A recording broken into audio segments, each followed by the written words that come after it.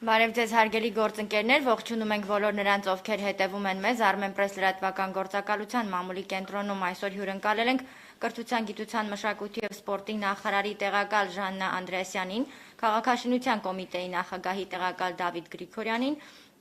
և քաղաքաշինության կոմիտեի քաղաքաշինական ծրագրերի իրականացման վարչության պետ Արսեն Միրզոյանին։ Բարև ձեզ, շնորհակալություն, որ այստեղ եք։ Մենք այսօր խոսելու ենք դպրոցների նախակրթարանների շինարարության ծրագրերից, ինչպես նաև Ժաննա Անդրեասյանն անդրադառնալու է հանրակրթության ոլորտի բարեփոխումներին։ Խնդրեմ Տիկին Անդրեասյան, սկսենք դպրոցների նախակրթարանների շինարարական ծրագրերից։ Շնորհակալություն։ Նախ եւ առաջ կուզեի ընդգծել, որ կառավարության ծրագրում հստակ ամրագրված են մի շարք թիրախներ եւ մասնավորապես խոսքը 300 դպրոցների հիմնանորոգման, վերանորոգման եւ կառուցման ծրագրերի, ինչպես նաեւ 500 մանկապարտեզների նախադպրոցական հաստատությունների վերանորոգման, հիմնանորոգման եւ կառուցման ծրագրերի մասին է եւ բնականաբար այս ուղղությամբ աշխատանքները ինտենսիվ ընթանում են եւ կուզեի ներկայացնել, որ այս աշխատանքները իրենց մեջ ներառում են միավորված ջանքեր տարբեր գերատեսչությունների կողմից եւ այսօր իմ գործընկերները քաղաքաշինության կոմիտեից կներկայացնեն այն հիմնական աշխատանքները, որ իրականացնում ենք այդ ուղղությամբ, բայց մենք ունենք նաև այլ ծրագրեր, որի շրջանակներում դպրոցաշինության եւ մանկապարտեզների հիմնանորոգման, նորոգման, վերանորոգման աշխատանքներ ենք իրականացնում եւ կուզեի այսպես մի համայնապատկեր տալ, թե ինչ ուղղություններով են այդ ջանքերը, որից հետո արդեն ավելի կոնկրետ տվյալները կներկայացվեն։ Մասնավորապես, երբ որ խոսում ենք նախադպրոցական հաստատությունների մասին, իհարկե այստեղ մի շարք ծրագրեր ունենք, խոսքը թե մոդուլային մանկապարտեզների մասին է, որոնք կառուցվում են մեր երկրի տարբեր մարզերում եւ տարբեր համայնքներում, խոսքը նաեւ փոքրաքանակ երեխաներով համալրված բնակավայրերում այլընտրանքային նախադպրոցական ծառայությունների մասին է, որոնք դրամաշնորհային ծրագրերի միջոցով են իրականացվում, դրամաշնորհեր են տրամադրվում բնակավայրերին եւ նրանք ստեղծում են պայմաններ, օրինակ մինչև 20 երեխա ունենալու պարագայում ոչ թե դասական մանկապարտեզ ստեղծելու, այլ այսպիսի ծառայություն ունենալու համար, սա իրականացնում է նախարարությունը, այս տարի մենք արդեն 10 նման բնակավայրերում նախադպրոցական ծառայություններ ստեղծել ենք, առաջիկա տարում նույնպես պլանավորված են աշխատանքներ եւ սա նույնպես այս բլոկի աշխատանքների մաս է։ Ինչպես նաեւ մեծ թվով ծրագրեր են իրականացվում մանկապարտեզներում սուբվենցիոն ծրագրերի շրջանակներում, միայն այս տարի շուրջ 30 նման ծրագրեր են եղել, որոնք վերաբերել են նախադպրոցական հաստատությունների վերանորոգման, հիմնանորոգման եւ կառուցման աշխատանքներին։ Ինչպես նաեւ մենք ունենք առանձին ծրագրեր, օրինակ Երևան քաղաքի պարագայում Երևանի քաղաքապետարանի կողմից իրականացվող, որի շրջանակներում միայն եկող տարի նախատեսվում է, որ 16 մանկապարտեզներում հիմնանորոգման եւ կառուցման աշխատանքները կավարտվեն։ Այսինքն ես կուզեի, որպեսզի բոլորիս մոտ լինի պատկերացում, որ այն աշխատանքները, որոնք նախատեսված են այս բավականին ուրեմն հավակնոտ թիրախներին հասնելու համար, մի քանի ուղղություններով ջանքերի համախմբման արդյունք են։ Ինչ վերաբերում է դպրոցներին, ապա այստեղ էլ մենք ունենք տարբեր ուրեմն աշխատանքներ, որ իրականացվում են, դրանք թե մոդուլային դպրոցների կառուցման ծրագրերն են, ինչպես նաև մեր ուրեմն ընթացիկ հիմնանորոգումների ծրագրերն են, երբ որ մենք մեր գոյություն ունեցող դպրոցների շենքերի հիմնանորոգման աշխատանքներ ենք իրականացնում եւ դրանք իրականացվում են թե քաղաքաշինության կոմիտեի գործընկերների կողմից, ինչպես նաեւ տարբեր ծրագրերի շրջանակներում, օրինակ ավագ դպրոցների հիմնանորոգման ծրագրեր ունենք, որի շրջանակներում 13 ավագ դպրոցների հիմնանորոգում ենք իրականացրել եւ սա համաշխարհային բանկի աջակցությամբ իրականացվող ծրագիր է։ Ունենք նաեւ պետական բյուջեով իրականացվող ծրագրեր եւ իհարկե գիտեք Ասիական զարգացման բանկի հետ համատեղ իրականացվող ծրագիրը, որը տարածքային զարգացման ենթակառուցվածքների նախարարության կողմից է համակարգվում, դպրոցների սեյսմիկ անվտանգության բարելավման ծրագիրն է, որի շրջանակներում միայն եկող տարում 8 դպրոցներում կավարտվեն վերակառուցման աշխատանքները։ Եվ ելի կուզեի, որպեսզի պատկերացումը հստակ լինի, որ այս թիրախի իրականացման ուղղված ջանքերը համատեղ են տարբեր գերատեսչությունների եւ տարբեր ծրագրերի շրջանակներում։ Միաժամանակ կուզեի հիշեցնել եւ դրանով խոսքս ամփոփեմ, Կապան խոշորացված համայնքի գյուղական բնակավայրերում իրականացվող իր էությամբ եւ բնույթով նոր ծրագրի մասին, որը կրթական որակյալ ծառայությունների ապահովման խնդիր է հետապնդում եւ նպատակ ունի միասնական աշխատանք իրականացնել թե ենթակառուցվածքների զարգացման, թե նաեւ որակյալ կրթության ապահովման միջոցով եւ այստեղ մենք նախատեսում ենք Կապան խոշորացված համայնքի 31 գյուղական բնակավայրերի համար ստեղծել 13 նման արդիական ենթակառուցվածքներ, որոնք իրենց բնույթով լինելու են կրթահամալիրներ, այսինքն սրանք իրենց մեջ ներառում են թե նախադպրոցական, թե դպրոցական ծառայությունները եւ որ շատ կարեւոր է, այստեղ մենք համատեղ աշխատանք ենք տանում քաղաքաշինության կոմիտեի տարածքային կառավարման եւ ենթակառուցվածքների նախարարության եւ մարզպետարանի մեր գործընկերների հետ թե ենթակառուցվածքների զարգացման գույքով համալրման, նաև ուսուցչական որակյալ համակազմ ապահովելու եւ կրթական ծրագրերը վերանայելու շուրջ։ Եվ սա մեր աշխատանքի հիմնական մեթոդաբանությունն է, որովհետեւ հիմա այս տրամաբանությամբ ամբողջ Սյունիքի մարզում ենք այս աշխատանքները ընդլայնել, իրականացնելու եւ նպատակ ունենք կազմել ըստ էության մեր երկրում կրթական որակյալ ծառայությունների քարտեզը։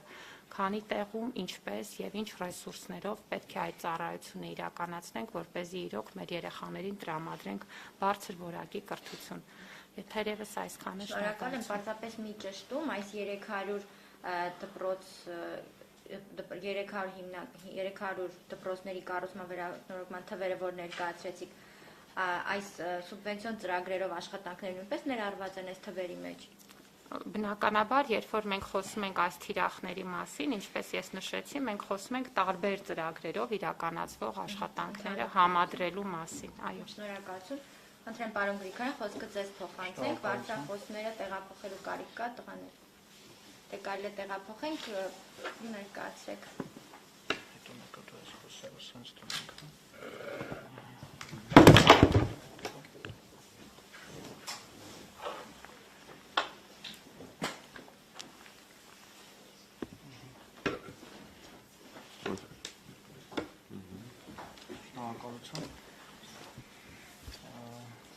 Հաշվի առնելով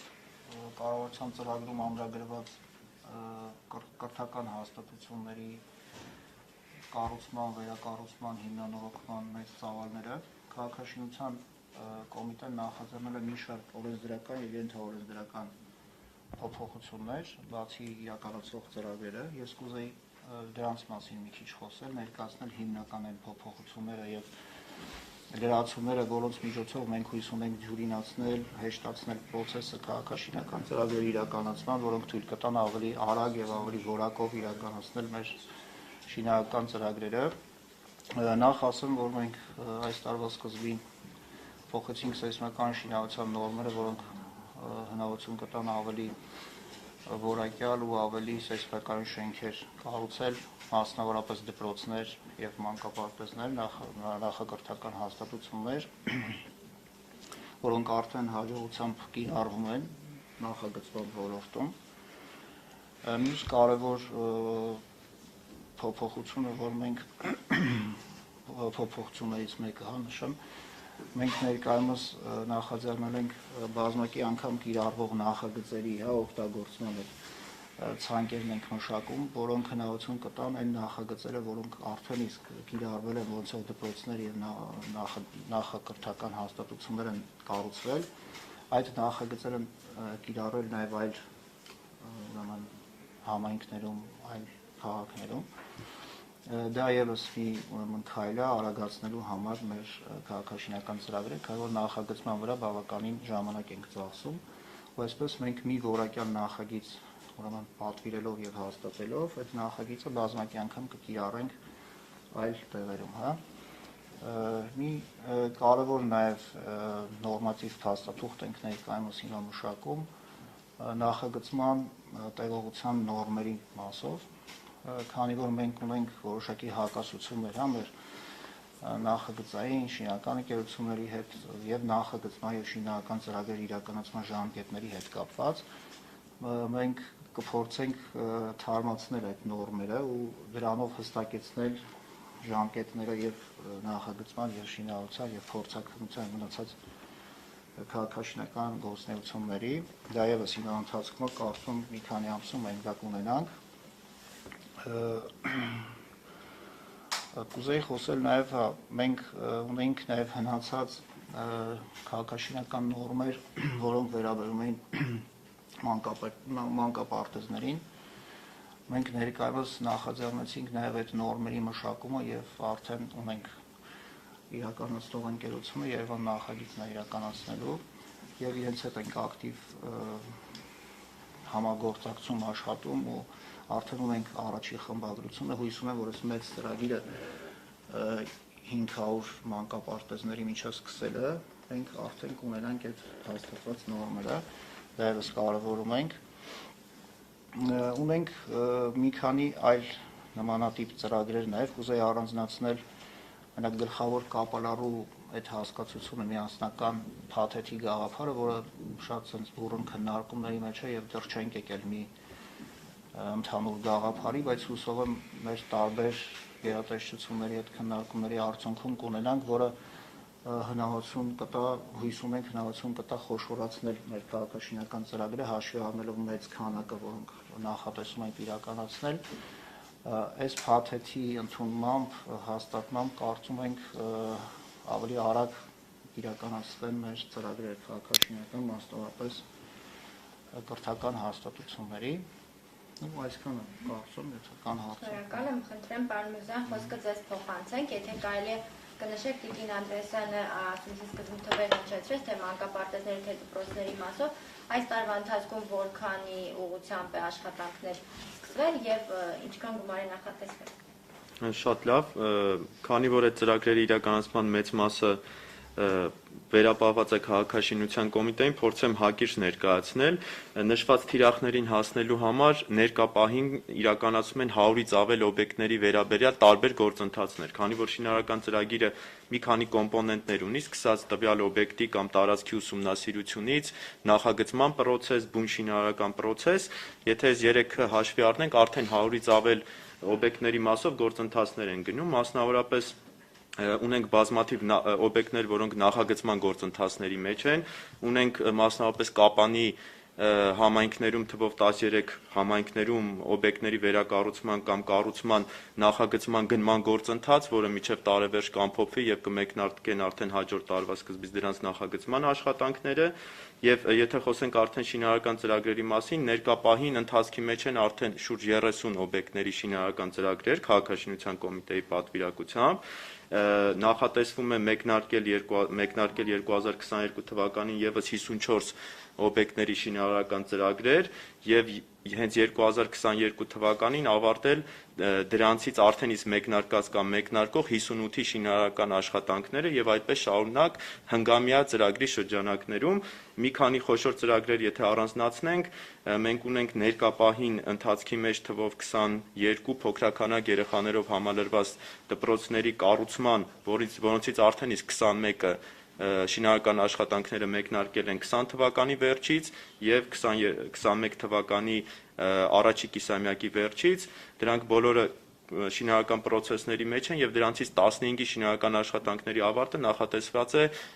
2022 թվականին, իսկ մնացած 7-ինը արդեն 2023 թվականի առաջի կիսամյակում։ Սրանք մեկ հարգանի տիպային նախագծեր են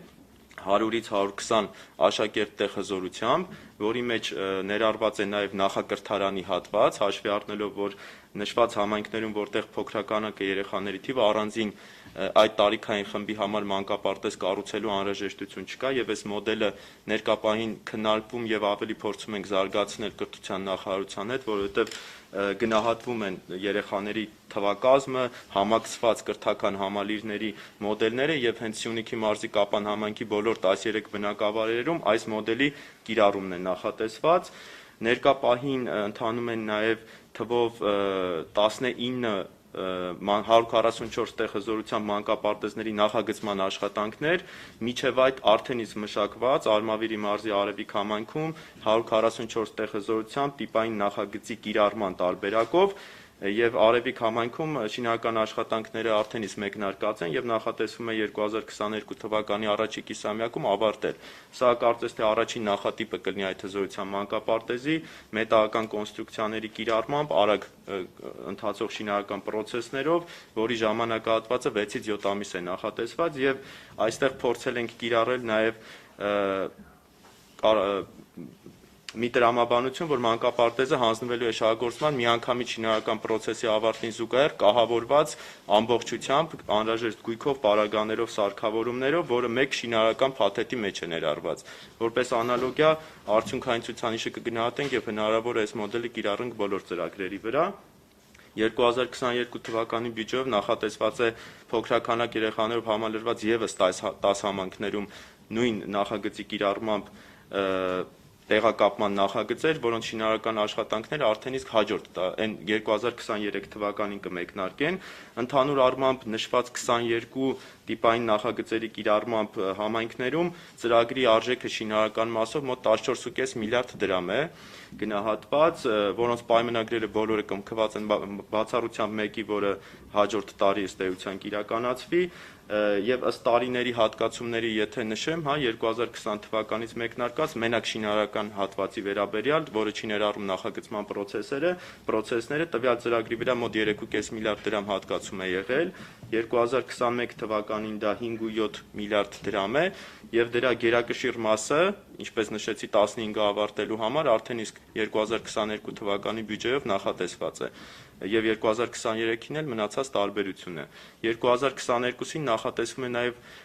նշված 19 մանկապարտեզի շինարական ծրագրեր սկսել եւ ավարտել ամբողջությամբ։ Միջոցները նախատեսված են հիմնականում պետական բյուջեից եւ Եվրամիության աջակցությամբ բյուջետային այդ հատկացումների շրջանակներում։ Այս տարի եւս 3 օբյեկտ շինարական արդեն իսկ հանձնվել է շահագործման կամ կհանձնվի Երևան քաղաքում 1 դպրոց, Օլիմպիական հերթափոխի քոլեջում հանրակացարանային մասնաշենք եւ Վանաձոր քաղաքում արվեստի քոլեջ։ Եթե խոսենք կառուցում կամ վերակառուցում հիմնանորոգում, հարաբերակցության մասին, նշվածս արդեն իսկ հանձնվող օբյեկտները դրանք նախորդ տարիներից մեկնարկած օբյեկտներ էին, որոնք հիմնանորոգում էին բացառությամբ Օլիմպիականի, որը կառուցում էր, նոր քաղաքականության շրջանակներում եւ հաշվի առնելով այն չափանիշները, որ փորձում ենք ընտրել ըստ առաջնահերթություն համայնքների, բնականաբար ընտրվում են այն շենքային վատ պայմաններ ունեցող, որոնց շենքերը սեյսմիկ կայունության տեսակետից նպատակահարմար չի վերակառուցել կամ այնքան մեծ ծավալ են, որ դրանց վերակառուցումը եւս նպատակահարմար չէ եւ դրա համար մեծ մասը նշածս օբյեկտների գրեթե 100%-ին միջև հասնող բացառությամբ Կապանի դպրոցների դրանք բոլորը կառուցում են։ Իսկ Կապանի ծրագրի մասին եթե խոսենք, դրանցից 8-ը վերակառուցում է ամբողջությամբ, իսկ 5-ը նոր դպրոցների կառուցում է լինելու։ Եթե կարելի կնշեք այս տարվա 30 օբյեկտների հետ կապված, վրացիք շինարարական ծրագրեր են գնում, կան հեռավոր համայնքներ, գյուղեր, որտեղ չեն եղել եւ նոր ծրագրի հիմք է դրվում։ Բնականաբար կան, դրանցից եթե չեմ սխալվում մոտ 10 համայնքներում, որտեղ կառուցվում են դպրոցները, այդտեղ ընդհանրապես դպրոցի շենքեր չեն եղել, իսկ մնացած 12 համայնքներում դրանք կամ նոր հողատարածքի վրա են, կամ եղած շենքը ամբողջությամբ ապամոնտաժվել է եւ կառուցվում է նորը նշվածս խնդիրների պատճառով եւ բնականաբար կան համայնքներ, որոնք սահմանամերձ են կամ փոքր հեռավոր համայնքներ են, հաշվի առնելով թիրախը տվյալ ծրագրի փոքրականակ, հասկանալի է, որ դրանք համայնքներ են, որտեղ բնակչությունը փոքր թվակազմ է ներկա պահին եւ դրա համար էլ դրանք հիմնականում տեղակայված են սահմանամերձ համայնքներում, բայց ոչ միայն սահմանամերձ համայնքներում բնականաբար։ Եվ կասեք ինչ նոր մոդելի կամ նոր մոտեցման մասին է խոսքը, որ դպրոցը մանկապարտեզը մոտ լինեն, ինչ նույն շենքը ասածը մի քիչ հարաբերական է, խոսքը գնում է ներկապային նույն տարածքում գտնվելու համար, այո, ենթադրաբար մի շենքային լուծմամբ նախագծման տեսակետից, բայց հաշվի առնելով կրթական չափանիշները, որ այդ հոսքերը պետքա չխաչվեն, մսուր մանկապարտեզ, այդ տարիքային խումբը հանրակրթական, այդ արդեն դպրոցային տարիքի հետ, իրանք ֆունկցիոնալ բնականաբար առանձնացված են լինելու։ Հիմա քննարկում է ներկապային մոդելը, ձևաչափը եւ հարաբերակցությունը երեխաների նորությունների թվի, որպեսզի հզորությունների վրա դուրս գանք եւ մի նորություն էլ ասեմ, վերջերս քննարկում եղավ, ներկապահին արդեն իսկ կառավարություն ենք ներկայացրել քաղաքաշինության կոմիտեն, նոր այդպիսի կրթական կենտրոնների տիպային նախագծերի մշակման համար անհրաժեշտ ծախսային հիմնավորումներով հաշվարկ եւ հավանության արժանանալու դեպքում կմշակվեն նմանատիպ տիպային նախագծեր, որոնք եւս բազմակի կիրառման կլինեն հենց այս մոդելի կիրառման պարագայում, որովհետեւ այս թիրախները, որ սահմանված է մեծ թվականակով 500-300 հաստատություններ եւ 5-ամյա ծրագրում, բնականաբար տրամաբանական չի լինի յուրաքանչյուր օբյեկտի դեպքում ունենալ առանձին ինդիվիդուալ նախագիծ, որովհետեւ նախագծման process-ը տևում է մոտ մինչեւ 7 ամիս, 6-ից 7 ամիս եւ ամեն անգամ գնալ 7 ամիս նախագծման բնականաբար ծրագիրը հնարավոր չի լինի իրականացնել, դրա միակ հնարավոր տարբերակը տիպային արդեն իսկ մշակված բազմակի կիրառման եւ քաղաքաշինության կոմիտեից հետագայում որոնք կհաստատվեն որպես տիպային այդ մոդելների կիրառումն է լինելու։ Շնորհակալ եմ, պարոն Գրիգորյան, կապալառների հետ աշխատանքին պիտի խնդրեմ անդրադառնանք, վերահսկողությունը ինչպես եք իրականացնում եւ եղել են դեպքեր, որ միջամտել եք աշխատանքները վերակազմակերպելու առիթ է եղել կամ կապալառուի հետ պայմանագիրն եք դադարեցրել, ինչ խնդիրներ են եղել։ Դե դա սովորական process է իհարկե ընդհանուր առնում վերահսկողությունը, մենք իհարկե ունենք նաև մրցույթով ընտրված տեխնիկական հսկողություն իրականացնող ընկերություն, որը պարտավոր է ամենօրյա այնտեղ գտնվելով հսկել շինարարության իրականացումը, բայց բացի այդ մեր ծրագրի իրականացման վարչությունը միշտ հետևում է միշտ եւ այցելություններով եւ կապով եւ մնացած հնարավոր բոլոր ուրեմն ձևերով փորձում ենք վերահսկել, որպեսզի շինարարության ընթացքում չլինեն խախտումներ, չլինեն շեղումներ, չլինեն նորմերին ինչ-որ ոչ նորմերով իրականացվող process-ներ, նախագծի շեղումներ չլինեն։ Դեպքեր կարծում եմ չունենք, որ կապալառուի հետ խզել ենք, չէ՞, տենց դեպք մենք Չէ, այս վերջին շրջանում կոնկրետ այս ծրագրերի շրջանակում դեռևս խոզել ենք պայմանագիրը, բայց իրականում կան իհարկե դեպքեր, որտեղ ցավոք պիտի նշենք, կան նաև շինական ընկերություններ, որոնց իրականացման մակարդակը ոչ շատ տենց բարձր է շինարարության որակը, բայց փորձում ենք ամեն կերպ հսկել, որ հնարավորինս լինի նախագծին եւ նորմերին համապատասխան։ Շնորհակալ եմ, պարոն Միրզոյան, դուք կարող եք ձեռքի տակ ունենաք 1-2 համայնք օրինակի համար, որ չեն ունեցել մանկապարտեզ կամ դպրոց ու հիմա ունենալու են այս նոր ծրագրերով։ Օրինակ հենց նշածս Արևիկ համայնքը, որտեղ ներկապային մանկապարտեզ է կառուցում, համայնքը 30-40 տարի առաջ ունեցել է մանկապարտեզ, որը կիսավթարային վիճակում էր գտնվում եւ որպես մանկապարտեզ չէր շահագործվում, որոշակի ընտանիքներին տրամադրված էր որպես ժամանակավոր կացարան, այսինքն փաստացի համայնքը չուներ մանկապարտեզ եւ այդ շենքը ապամոնտաժվել է, տեղում ներկապահին կառուցվում է նոր շենքը, ըստ էության ապահովելու համար համայնքի կարիքները եւ նմանատիպ համայնքներ բնականաբար կան, ես ցավոք երևի միանգամից չկարողանամ պատասխանել այդ հարցին, բայց կան երևի տոկոսային հարաբերակցությամբ միջև 30% այս նշված երկու ծրագրերում փաստացի կրթական հաստատություններ չեն եղել։ Այո, ես կուզեի մի փոքր նշել նաև աշխատանքի բովանդակային մեթոդաբանության մասին, ինչպես են ընտրվել համայնքները, որովհետև ձեր հարցը օրինակ մոդուլային մանկապարտեզների պարագայում կառավարությունը այս տարի ընդունեց մի քանի որոշումներ եւ առաջին որոշմամբ մենք ամեն մարզից ընտրել էինք մեկական մանկապարտեզ, այնուհետև եւս 10 մանկապարտեզի մասով որոշում եղավ եւ ընտրության հիմքում ընկած էին հետեւյալ հանգամանքները։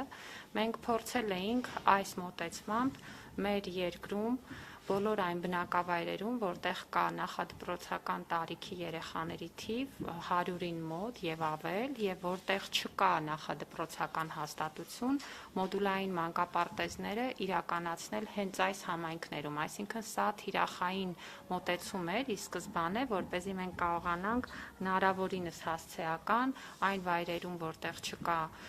նախադպրոցական ծառայություն, դա կազմակերպենք եւ իրականացնենք։ Ինչ վերաբերում է այն համայնքներին, որտեղ ընդհանրապես հաստատություն չի եղել, մանկապարտեզների մասով դա ավելի կարծես թե ընկալելի է, որովհետև նախադպրոցական կրթությունը պարտադիր չի, բայց ինչպես պարոն Միրզոյանն էլ նշեց, մենք ունենք նույնիսկ դպրոցներ, որոնք հիմա կառուցվում են եւ այդտեղ դպրոցական շենք չի եղել, եղել է հարմարեցված որոշակի տարածք, օրինակ Արագածոտնի մարզի Լուսակն համայնքում, որտեղ մոդուլային դպրոց է կառուցվում, դպրոցը գործում է արդեն կարծեմ 60-ական թվականներից, բայց դպրոցի շենք ըստ էության չի եղել եւ իհարկե նման բնակավայրերում այդ աշխատանքների իրականացումը մեծապես կարեւորվում է։ Եվ կուզեի նաև Կապանի ծրագրի մասով մեթոդաբանական մի առանձնահատկություն նշել, ես ասացի, որ մենք ըստ էության այստեղ փորձում ենք ամբողջական լուծում ապահովել եւ այստեղ այդ կրթահամալիրները ծառայելու են ոչ միայն տվյալ բնակավայրի երեխաներին, այլև շրջակա բնակավայրի երեխաների համար եւ սրա համար մենք նախատեսում ենք նաև տրանսպորտային ծառայության ներդնում, որակյալ ծառայության մասին է խոսքը, մենք նախատեսում ենք, որ պետք է լինեն ուղեկցորդներ նաև, որոնք կապահովեն երեխաների այդ անվտանգ տեղափոխումը, կրթահամալիր եւ սա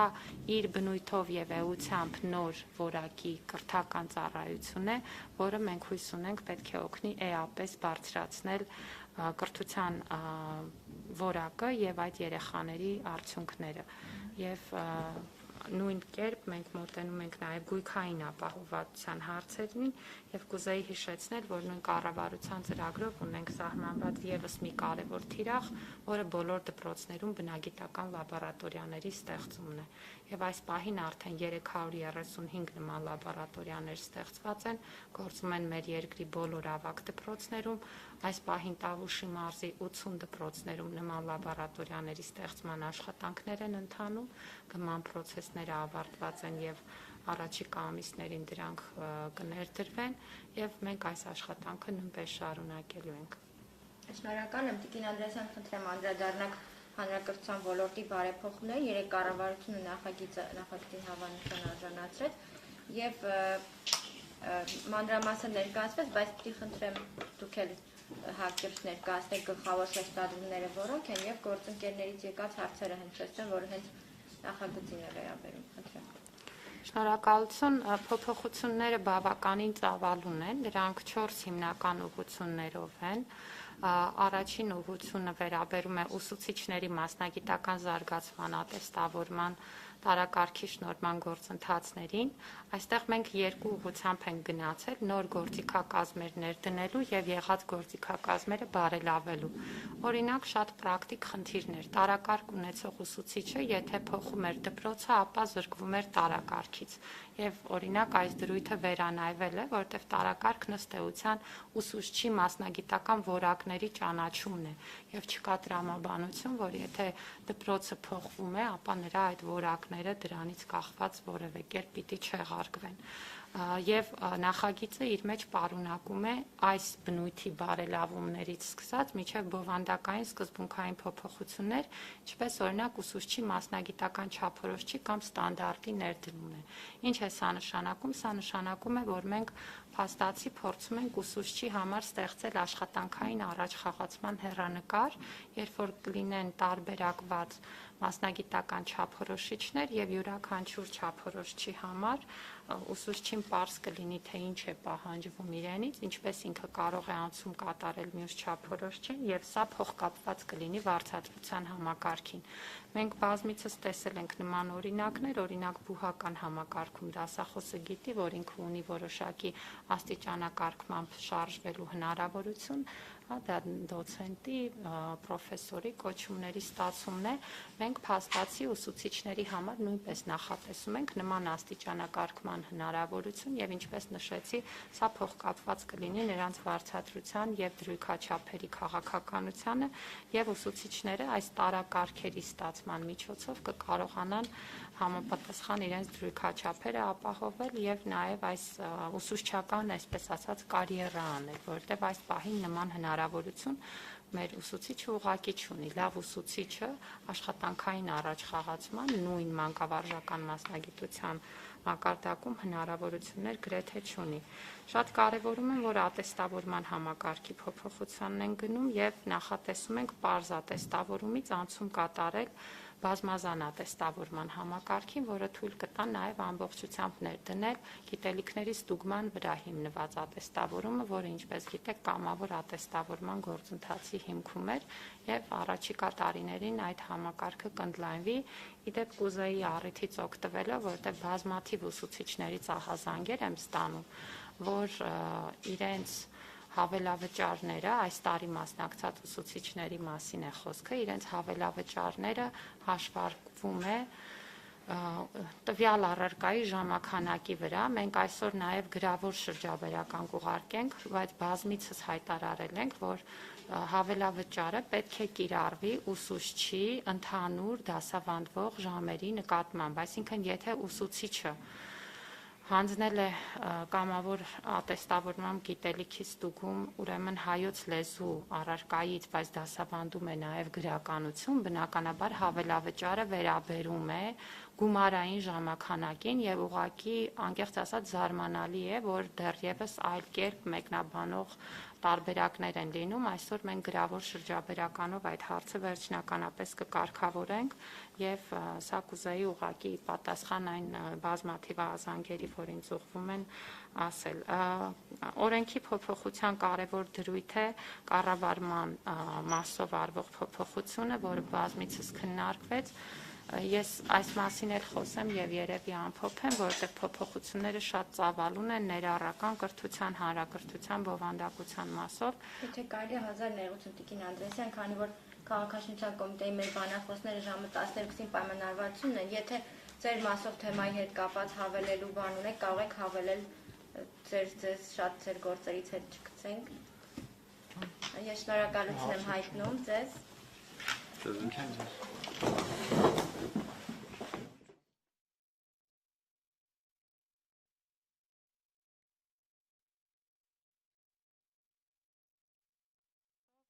Իրավիճակը հետևյալն է,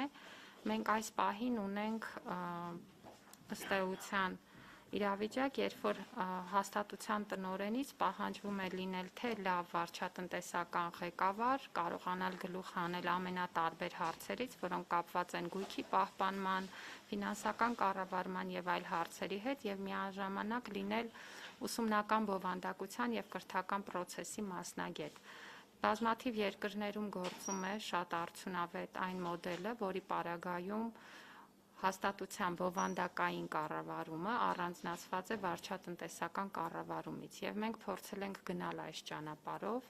որպեսզի առանձնացնենք վարչատնտեսական կառավարման, գույքի կառավարման process-ը հաստատության ուսումնական գործընթացի բովանդակային կառավարումից, ընդ որում վարչատնտեսական կառավարումը նախատեսնում ենք ունենալ կենտրոնացված եղանակով, այսինքն խոսքը ոչ թե մի դպրոցում 2 տնօրեն ունենալու մասին է, ամենևին տնօրենը մեկն է եւ տնօրենին վերապահվելու է ուսումնական հաստատության բովանդակային կառավարում, այսինքն իրենից այլևս մենք չենք ակնկալում, որ պետք է զբաղվի դպրոցի ջեռուցման, պատուհանները փոխելու եւ այլ հարցերով եւ նրանից պահանջելու ենք կրթության որակի, երեխաների առաջադիմության, կրթական ծրագրերի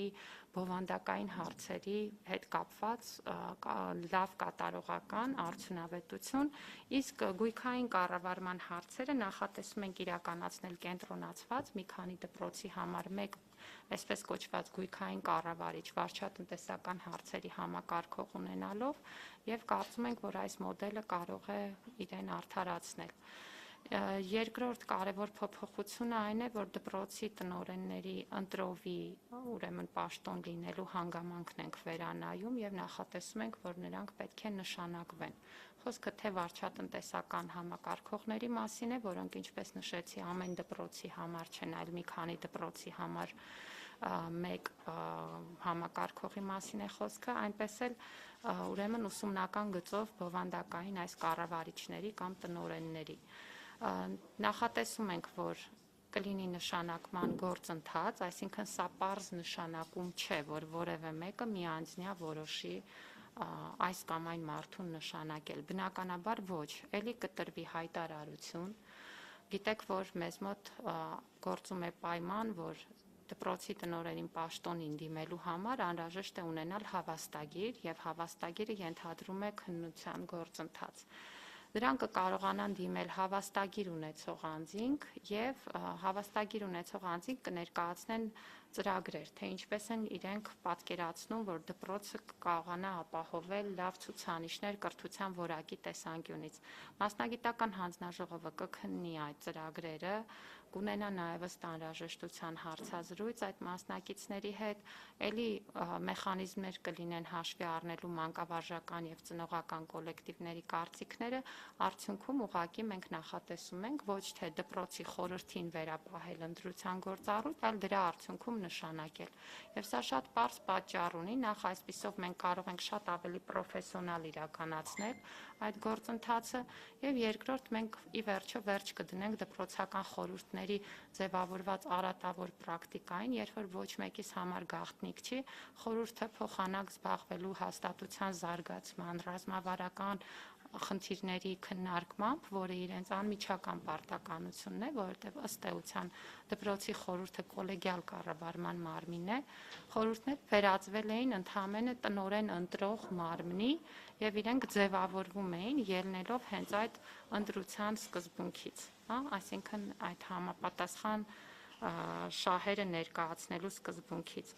Սրանով նաև խորհուրդները հնարավորություն կունենան զարգանալու, որովհետև կկարողանան ձերբազատվել ընտրության ֆունկցիայից եւ անցնել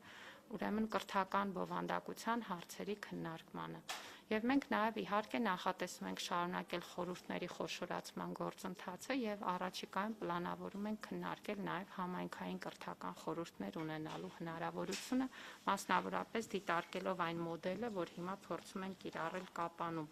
Եվ սա էլի եւս մեկ անգամ ցույց է տալիս, որ այստեղ չկա առանձին շենքի վերանորոգման խնդիր, մենք գործընթացին մոտենում ենք ամբողջական։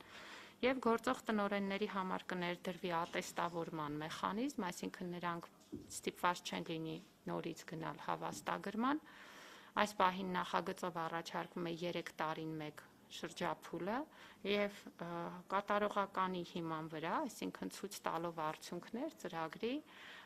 տնօրենի հետ պայմանագիրը ավտոմատ կարող է երկարացվել ատեստավորման արդյունքով մինչև ըստ էության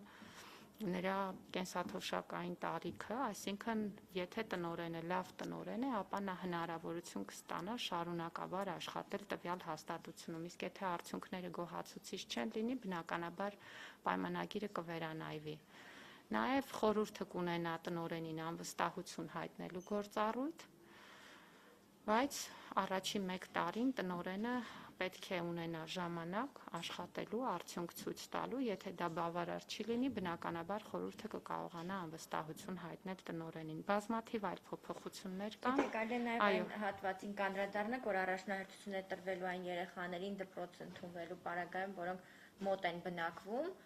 ինչ շարավիղով ենք հաշվի առնելու մոտ բնակվելը եւ ինչու ենք այս փոփոխությանը գնում։ Շատ լավ, ինչպես գիտեք, դպրոց ընդունելության ժամանակ այս պահին գործում է հետևյալ առաջնահերթությունը։ Առաջնահերթություն ունեն տվյալ դպրոցում քույր եղբայր ունեցող երեխաները եւ տվյալ դպրոցի աշխատակցի երեխաները, բայց բնականաբար հանրակրթությունը այն մասին է, որ երեխան պետք է կարողանա հաճախել իր տան մոտ գտնվող դպրոցի։ Իհարկե ծնողը պետք է ունենա ընտրության իրավունք եւ ծնողն է ընտրում ուսումնական հաստատությունը եւ այս դրույթը որևէ մեկը չի վիճարկում, սա պահպանվում է օրենքում, բայց միևնույն ժամանակ մենք պետք է անենք այնպես, որպեսզի ծնողը կարողանա ընտրել հենց իր տան մոտ գտնվող դպրոցը, որովհետև մենք յուրաքանչյուր դպրոցում պիտի ապահովենք կրթության այն նվազագույն որակն ու պայմանները, որը ծնողին չի ստիպի փնտրել եւ գտնել այլ դպրոցներ ավելի հեռու։ Իհարկե միշտ կլինեն ծնողներ, որոնք տարբեր հանգամանքներից ելնելով կնախընտրեն այլ տարբերակ, բայց հանրակրթության զարգացումը պետք է ուղղված լինի դրան, որպեսզի մենք կրթության որակ ապահովենք բոլոր դպրոցներում։ Հետևաբար մենք այս օրենքի նախագծով փորձել ենք առաջնահերթություն առաջարկել նաև մոտ բնակվող երեխաների համար սրա համար սահմանված են նորմեր քաղաքաշինության, այսինքն եթե օրենքում ձևակերպումը նայեք նախագծում, ապա դա կոչվում է հետիոտնային հասանելիության շառավիղ, որը սահմանված է քաղաքաշինության նորմերով 500 մետրի չափով։ Այս պահին գործող նորմի մասին եմ խոսում։ Բնականաբար դա չափելի մեծություն է եւ հնարավոր է պետռեգիստրի ուրեմն տվյալների բազաների հետ համադրմամբ այդ աշխատանքը իրականացնել։ Եվ նաեւ առաջնահերթություն ենք նախատեսել պետական աշխատողների համար, որոնք իրենց ոլորտի օրենսդրության համապատասխան գործուղվում են ներքին, այսինքն երկրի մի տարածաշրջանից մի մարզից մյուսն են գնում, առնվազն 6 ամիս տևողությամբ, անկեղծ ասած բազմաթիվ նման խնդիրներ էին առաջանում, հատկապես այս տարվա ընթացքում բազմաթիվ դիմումներ էինք ստանում զինծառայողներից, որոնք ընտանիքով տեղափոխվում են եւ երեխաները կապված որոշ սահմանափակումների հետ չէին կարողանում ընդգրկվել դպրոցում եւ մենք այդ առաջնահերթությունը նույնպես սահմանել ենք նախագծում։ Շատ լավ, մեր գործընկերներից եկած հարցերից հնչեցնեմ, հարցն առավոտ օրաթերթից է, վերաբերում է օրենքի նախագծով նախատեսվող այն փոփոխությանը, որ դպրոցը ունենալու է 2 տնօրեն, արդյոք դա ավելորդ լարվածություն չի ստեղծի դպրոցում եւ ի վերջո տնօրեններից որ մեկի ձեռքում է լինելու կնիքը բովանդակային հարցերով տնօրենի թե վարչատնտեսական։ Ես կուզեի եւս մեկ անգամ ընդգծել. դպրոցը չի ունենալու 2 տնօրեն։ Դպրոցը ունի 1 տնօրեն, որը զբաղվելու է բովանդակային հարցերով։ Ուղղակի մենք նախատեսում ենք մեխանիզմ, որով դպրոցի գույքի կառավարման, վարչատնտեսական ղեկավարման հարցերը այլևս դպրոցի տնօրենի կողմից չեն որոշվելու որպես նրա գործառույթ, որովհետև չենք կարծում,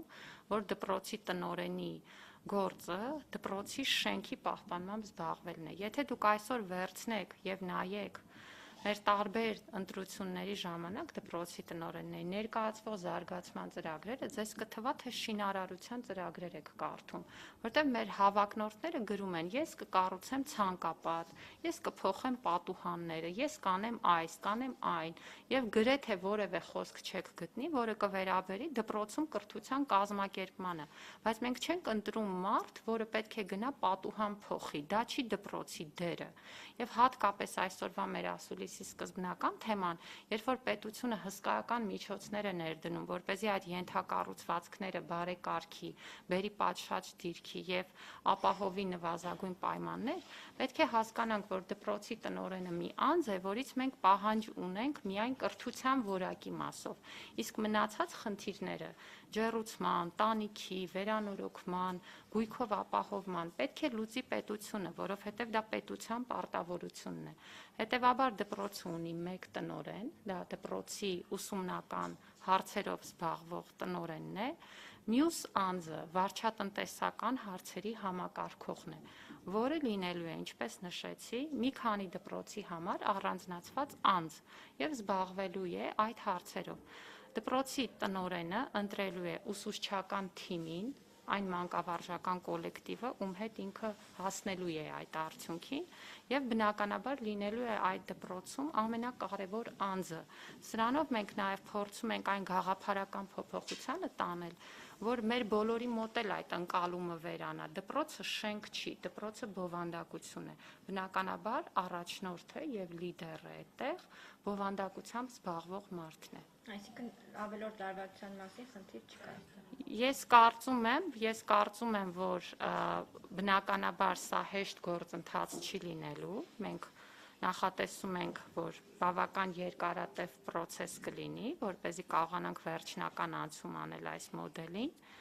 Եվ բնականաբար կարող են լինել տարբեր տեղերում տարբեր մեկնաբանություններ, բայց մենք հետևողական ենք լինելու եւ նման լարվածություններ չպիտի լինեն։ Իսկ կնիքը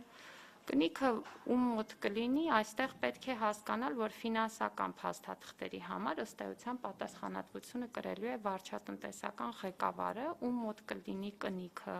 ինչպես կկազմակերպվի գործառնական հարցերը, դրանք բոլորը նկարագրված կլինեն համապատասխան կարգերում, ենթաօրենսդրական ակտերում։ Հայկական ժամանակ օրաթերթից է հարցը, Հանրակրթության մասին օրենքի փոփոխություններով նախատեսվում է, որ նշանակված տնօրենը 1 տարով պետք է լինի անձեռնմխելի։ Նշվում է նաև, որ խորհուրդները կարող են նրանց անվստահություն հայտնել, եթե չի կատարում իր աշխատանքն ըստ պահանջի։ Խնդրում եմ մանրամասնել, թե ինչ սկզբունքով եւ ինչպիսի կազմով են ձևավորվելու այդ խորհուրդները եւ որոնք են լինելու տնօրենին անվստահություն հայտնելու պատճառները եւ ընթացակարգը։ Խորհուրդների ձևավորման կարգը կա, գործում է։ Ես իհարկե խոսեցի այն մասին, որ մենք նախատեսում ենք գնալ շարունակել խորհուրդների խոշորացման գործընթացը, որովհետև այս տարի գարնանը արդեն իսկ մեկնարկել ենք դա եւ մինչեւ 3000 բնակչություն ունեցող բնակավայրերում 3 հաստատության համար 1 խորհուրդ է գործում, 19 հոգանոց։ Կազմը բոլորիս հայտնի է, կան ներկայացուցիչներ մանկավարժական ծնողական խորհուրդներից, կան ուրեմն լիազոր մարմնի ներկայացուցիչներ եւ կախված ենթակայությունից եւ ուրեմն նախարարության ներկայացուցիչներ։ Կարծում եմ, որ խորհուրդների կազմի հետագա քննարկումը կախված կլինի նաև այդ խոշորացման գործընթացից, այս պահին այդ կազմն է եւ այդ կազմը շարունակելու է գործել։ Անվստահություն հայտնելու համար բնականաբար պետք է լինեն հիմքեր, օրենքի նախագծում նշված է այդ մասին։ Մենք ուզում ենք առանցքում դնել զարգացման ծրագիրը եւ դրա կատարողականը։ Տնօրենը պետք է ամեն տարի ներկայացնի հաշվետվություն խորհրդին, թե ինչ է արել, այն թիրախները, որ սահմանել էր ծրագրում, արդյոք հասել է դրանց, եւ եթե այդ արդյունքը բավարար չլինի եւ խորհուրդը գտնի, որ դա սուբյեկտիվ է, այսինքն տնօրենի ոչ բավարար աշխատանքի հետևանքով է, ոչ թե օրինակ ինչպես այս անցյալ տարի էր, օրինակ COVID-ի կամ արտակարգ իրավիճակների պատճառը, բնականաբար կարող է անվստահություն հայտնել եւ անվստահություն հայտնելու դեպքում լիազոր մարմինը պարտավոր է քննարկել հարցը, այսինքն չի կարող որևէ բանի տեղ չդնել խորհրդի անվստահություն հայտնելու որոշումը կամ առաջարկությունը եւ պետք է դա քննարկի, ինչպիսի որոշում կընդունի արդեն իր իրավասությունների շրջանակում է, բայց որ պետք է հարցը քննարկի միանշանակ է 1 տարի այդ հարցի ներկայացման ուրեմն համար ժամանակ տալը, այսինքն տնօրենի գործունեության առաջին 1 տարում անվստահություն հայտնելու մեխանիզմ չնախատեսելը պայմանավորված է նրանով, որ ի սկզբանե պետք է հնարավորություն տալ նշանակված թեկնածուին իրականացնել աշխատանքներ եւ անվստահություն հայտնելը պետք է լինի հիմնավորված, այսինքն եթե այդ աշխատանքները չեն իրականացվում, նոր այդ հարցը կարելի է քննարկել։ Շնորհակալ եմ շատ, մեր գործընկերներից հարցեր կան, դահլիճումներ կա։ Չկան։ Տիկին Անդրեասյան, եթե ամփոփենք այս փոփոխությունները, եթե կյանքի կոչվեն հաջողությամբ իրականացնեն, վերջնական արդյունքում ինչ ենք ունենալու։ Գիտեք, վերջնական արդյունքում մենք պետք է ունենանք կրթության որակի վրա կենտրոնացած ուսումնական հաստատություններ, մանկավարժական անձնակազմեր եւ տնօրեններ, որոնք ունեն բավարար աշխատանքային պայմաններ եւ մտահոգված չեն այդ աշխատանքային պայմաններով, ուսուցիչների համար դա նաև աշխատավարձային եւ աշխատանքի այլ պայմաններն են, տնօրենների համար էլ շենքի գույքային եւ պահպանման հարցերն են եւ այդ կոլեկտիվները աշխատանք են տանում մեր երեխաներին մատուցվող կրթական ծառայությունների շարունակական բարձրացման եւ դրանց որակի բարձրացման ուղղությամբ։ Այսինքն մենք ի վերջո պիտի վերադառնանք նրան, ինչին կոչված է կրթական հաստատությունը։ Մենք պետք է վերադառնանք մանկավարժությանը եւ կրթությանը եւ բոլոր հարակից խնդիրները լուծենք այն տեղերում, որոնք նախատեսված են դրա համար եւ որոնք մասնագիտացված են դրա համար։ Շնորհակալ եմ շատ, ձեր գործերին հաջողություն, կարծում եմ դրա առիթներ կլինեն ծրագրի իրականացման ընթացքին անդրադառնալու, ավարտենք։